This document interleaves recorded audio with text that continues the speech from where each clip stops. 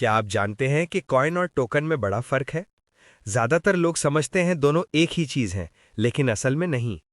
सबसे पहले बात करते हैं कॉइन की। कॉइन वो क्रिप्टो करेंसी होती है जिसकी अपनी ब्लॉकचेन होती है, यानी ये खुद का सिस्टम, खुद का नेटवर्क चलाती है। जैसे बिटकॉइन, इथीरियम, बीएनबी, सोलाना, ये सब कॉइन्स हैं क्योंकि इनकी अपनी ब्लॉकचेन मौजूद है। अब बात करते हैं टोकन की। टोकन दरअसल किसी और ब्लॉकचेन पर बनाए जाते हैं। ये अपनी ब्लॉकचेन नहीं रखते।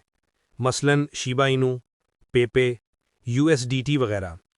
ये सब इथीरियम ब्लॉकचेन पर चलते हैं, यानी इथीरियम इनके लिए होस्टिंग प्लेटफॉर्म है। चलिए एक आसान मिसाल से समझते हैं। फर्ज करें पाकिस्तान एक ब्लॉकचेन है और रुपी यानी पीकेआर उसका कॉइन है।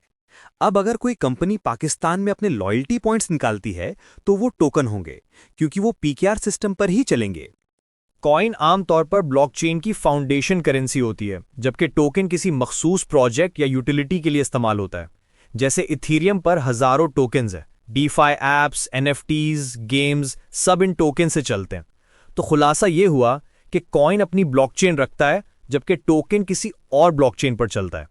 अगली बार जब कोई नया क्रिप्टो देखें तो सबसे पहले चेक करें ये कॉइन है या टोकन, क्योंकि यही फर्क आपकी इन्वेस्टमेंट स्ट्रैटेजी बदल सकता है। अगर आपको ये फर्क समझ आ गया तो वीडियो को लाइक करें और मजीद क्रिप्टो एजुकेशन के लिए फॉलो जरूर करें।